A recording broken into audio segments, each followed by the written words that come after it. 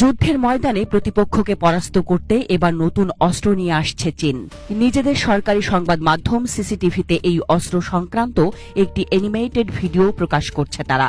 চীনের নতুন এই অস্ত্রের নাম ব্ল্যাকআউট বোম্ব। এই বোম্বের আরেক নাম গ্রাফাইট বোম্ব। এটি এমন একটি অস্ত্র যেটি কোনো বিস্ফোরণ না ঘটিয়েই একটি শহরকে পুরোপুরি অচল করে দিতে পারে, এমনই দাবি করেছে চীন। এই বোমার কাজ হল নিঃশব্দে পুরো শহরের বিদ্যুৎ ব্যবস্থাকে অচল করে দেওয়া। এই বোমা মূলত হাই ভোল্টেজ বিদ্যুৎ ট্রান্সফরমার এবং বিদ্যুৎ কেন্দ্রগুলোকে অকেজো করে দেবে।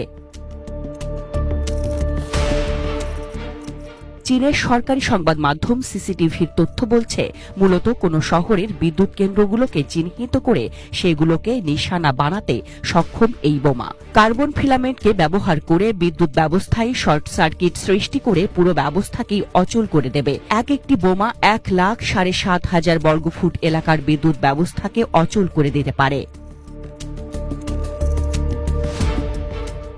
ওই সংবাদ মাধ্যমে আরও দাবি করা হয়েছে, এই বোমা ভূমি থেকে উৎক্ষেপণ করা যায়।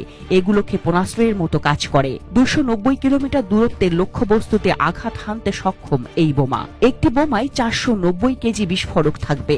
বোমা থেকে ছোট ছোট সিলিন্ডারের মতো অংশ আলাদা হয়ে লক্ষ্যবস্তুকে নিশানা করে। একটি অ্যানিমেটেড ভিডিওতে দেখা গেছে, একটি ভূমি থেকে উৎক্ষেপণযোগ্য ক্ষেপণাস্ত্র 90 সাবমিশন মোতায়েন করছে। এগুলো মাঝ আকাশে কার্বন ফিলামেন্ট নিক্ষেপ করে। এগুলো 10,000 বর্গমিটারের বেশি এলাকায় বৈদ্যুতিক গ্রিডকে শর্ট সার্কিট করে দেয়। এই অস্ত্রটি ইরাক ও কসোভোতে মার্কিন যুক্তরাষ্ট্রের ব্যবহৃত গ্রাফাইট বোমার বৈশিষ্ট্যের সাথে সাদৃশ্যপূর্ণ।